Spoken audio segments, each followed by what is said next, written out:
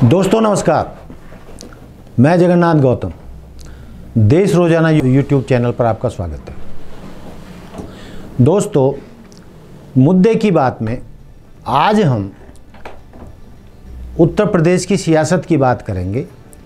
उसमें भी पिछड़ों के बड़े नेता स्वामी प्रसाद मौर्य जो जिस तरीके से बयानबाजी कर रहे हैं और हिंदू देवी देवताओं और इन मुद्दों पर उत्तर प्रदेश की सरकार को घेर रहे हैं, भाजपा को घेर रहे हैं, वो जो कठोर जो बयान दे रहे हैं उससे उनकी पार्टी के नेता यानी सपा के नेता अखिलेश यादव भी असहज बताए जाते हैं। वो बहुत मुश्किल में है कि स्वामी प्रसाद मौर्य का क्या करें। तो पहले स्वामी प्रसाद मौर्य का बात कर लेते हैं, वो कौन है। दोस्तों, स्वामी प्रसाद मौर्य पिछड़ों के बड़े नेता हैं और वो बसपा सरकार में, मायावती सरकार में कैबिनेट मंत्री रहे हैं, यहाँ तक कि बसपा के अध्यक्ष भी रहे हैं। ये भी कहा जा सकता है कि एक समय जब वो बसपा में थे तो मायावती से दूसरे नंबर पर उनकी गिनती की जाती थी। हालात बदले, जैसा कि अक्सर होता है।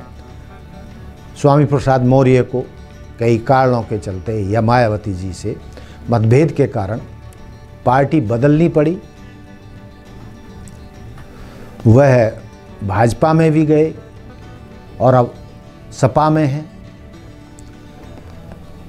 उन्होंने जो है एक तरीके से अभियान छेड़ा हुआ है दलितों, पिछड़ों, आदिवासियों, मुस्लिम को इकट्ठा करने के लिए, उनको गोलबंद करने के लिए।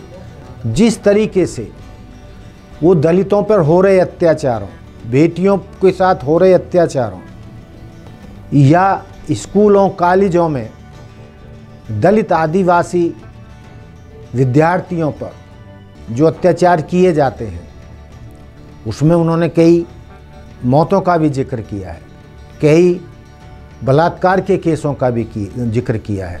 और जिस तरीके से आदिवासियों पर पेशाब किया जा रहा है, तो वो उनका मानना है कि ये हिंदुत्व को जो बढ़ावा दिया जा रहा है और उसी के चलते जातिवाद को बढ़ावा मिल रहा है, ब्राह्मणवाद को बढ़ावा मिल रहा है, मनुवाद को बढ़ावा मिल रहा है। उसी के चलते भारत में और उत्तर प्रदेश में जातीय भेदभाव खत्म नहीं हो पा रहा है और पिछड़ों के साथ दलित आदिवासियों के खिलाफ जो अपराध हो रहे हैं उसके पीछे ये जातिवादी मानसिकता ही है, जातिवादी व्यवस्था ही है। वो रिपीट करते हैं कि डॉक्टर अंबेडकर ने, जो संविधान निर्माता थे, जो भारत रत्न उनको दिया गया, वो इन सब व्यवस्थाओं के खिलाफ थे। वो सेकुलर व्यवस्था को पसंद करते थे, वो जातिवाद के खिलाफ थे, वो मनुवाद के खिलाफ थे, वो ब्राह्मणवाद के खिलाफ थे और वो चाहते थे कि संविधान में सारे नागरिकों को एक समान अधिकार हैं। वो किसी जाति का हो, किसी धर्म का हो, किसी मत को मानने वाला हो, धर्म उनके दरवाजे के अंदर तक रहना चाहिए। बाहर सब नागरिक संविधान की नज़र में, कानून की नज़र में एक हैं। सभी के साथ समानता का व्यवहार होना चाहिए। सभी को जीवन में ऊपर उठने के लिए बराबर के अधिकार मिलने चाहिए। वो मानते हैं कि जो व्यवस्था, जातिवादी व्यवस्था जो चल रही है मनुवाद के तहत या ब्राह्मणवाद के तहत, उनमें आदिवासियों और दलितों, पिछड़ों, मुस्लिमों को वो अधिकार नहीं मिल रहे हैं जो तथाकथित रूप से जो दबंग जातियां हैं, ऊंची जातियां हैं, उनका हक मार रही है। वो जो कहते हैं उसके पीछे जहां बड़ी तादाद में विरोध भी हो रहा है। हिंदू संगठन या हिंदू साधु वगैरह उनका कई बड़े स्तर पर विरोध भी कर रहे हैं, लेकिन उनकी भाषा को, उनकी बातों को दलित, पिछड़े, आदिवासी, मुस्लिम समाज बहुत ध्यान से सुन रहा है और उनको सपोर्ट कर रहा है। मायावती भी इन्हीं बातों को पहले कहती रही हैं, लेकिन आज वो स्वामी प्रसाद मौर्य जी के बयानों पर या तो चुप हैं या वो ये कहती हैं कि भाई उन्हें पार्टी लेवल पर वो कुछ भी कहें, लेकिन राजनीतिक रूप से उसका फ़ायदा उठाने के लिए इस तरीके की भाषा का उन्हें इस्तेमाल नहीं करना चाहिए। अब सवाल ये पैदा होता है कि वो जो बात कर रहे हैं वो संविधान सम्मत है, कानून के अनुसार हैं, और यदि वो एनसीईआरटी की बुक्स में, स्कूल कॉलेजों में महाभारत और रामचरितमानस की पढ़ाई का विरोध कर रहे हैं, तो उसके पीछे उनका कहना है कि इन सब में महिलाओं के साथ अत्याचार हुआ, द्रौपदी का चीरहरण हुआ, जुआ खेलते थे लोग। उसी तरीके से रामायण में, रामचरितमानस में जो कहा गया है कि जो दलित या शूद्र शंभुक ऋषि थे, उनको सिर्फ तपस्या करने के कारण उनको राम ने ही वध कर दिया था।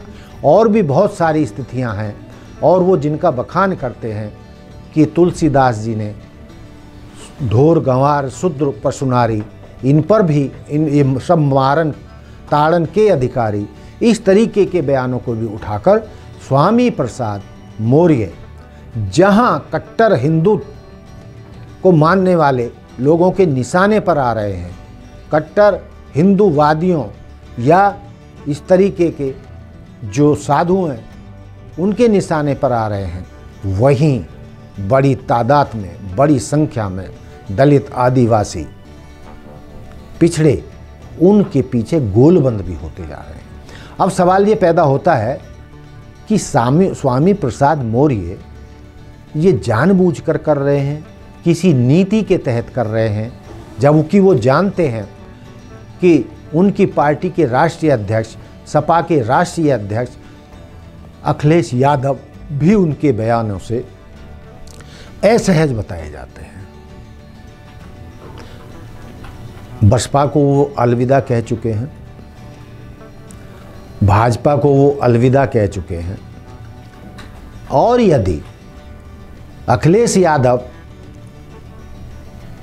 जो उनकी भाषणों से असहज बताए जा रहे हैं, जिस तरीके से वो हिंदी देवी देवताओं का या हिंदुत्व का या जातिवाद का विरोध कर रहे हैं, तो कहीं ऐसा ना हो कि अखिलेश यादव भी उनको बाय बाय कर दें।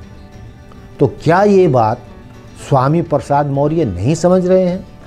क्योंकि इस तरीके की बातों के करते हुए भाजपा में उनका प्रवेश हो नहीं सकता, मायावती से उनकी नाराज़गी चल रही है, और अखिलेश यादव उनके भाषणों से, उनके बयानों से असहज बताए जा रहे हैं। वो बड़े सुलझे हुए नेता हैं स्वामी प्रसाद मौर्य, अपना भला बुरा बहुत अच्छी तरीके से जानते हैं। जिस तरीके से वह आदिवासियों पर अत्याचारों की बात दोहरा रहे हैं, दलितों पर अत्याचारों की बात दोहरा रहे हैं, पिछड़ों के हक मारे जाने की बात कर रहे हैं, देवी देवताओं का विरोध कर रहे हैं, तो लोगों में ये चर्चा गर्म है कि कहीं वो उत्तर प्रदेश में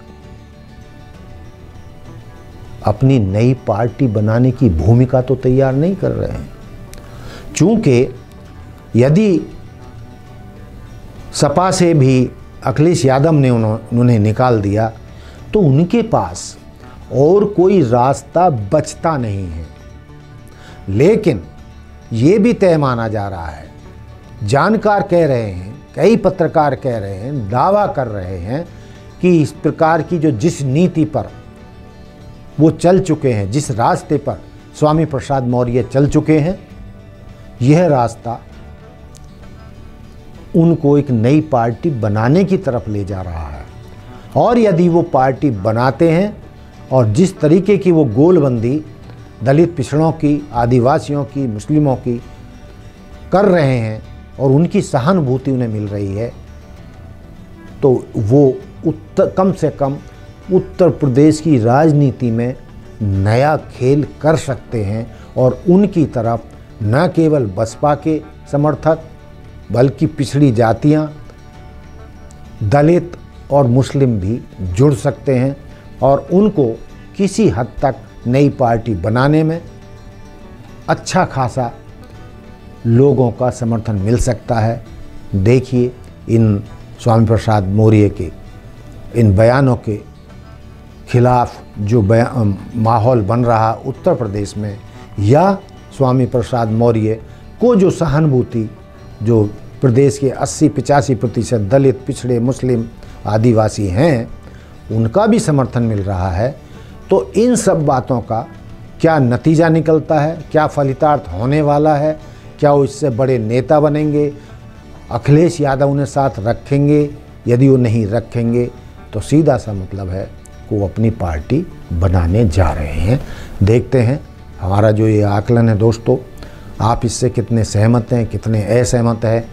स्वामी प्रसाद मौर्य कोई नई पार्टी बनाएंगे या नहीं, और सपा में ही बने रहेंगे, और अखिलेश यादव उनको कब तक बर्दाश्त करते हैं, या अपनी पार्टी से दलित, पिछड़े, मुस्लिम और आदिवासियों को जोड़ने के लिए अंदर खाने स्वामी प्रसाद मौर्य का समर्थन करते हैं, ये आने वाले समय में हम सबको पता चल जाएगा। इसी के साथ मैं मुद्दे की बात में अपना ये बात समाप्त करता हूँ। देखते रहिए देश रोजाना। जय हिंद, जय भारत, जय संविधान। नमस्कार।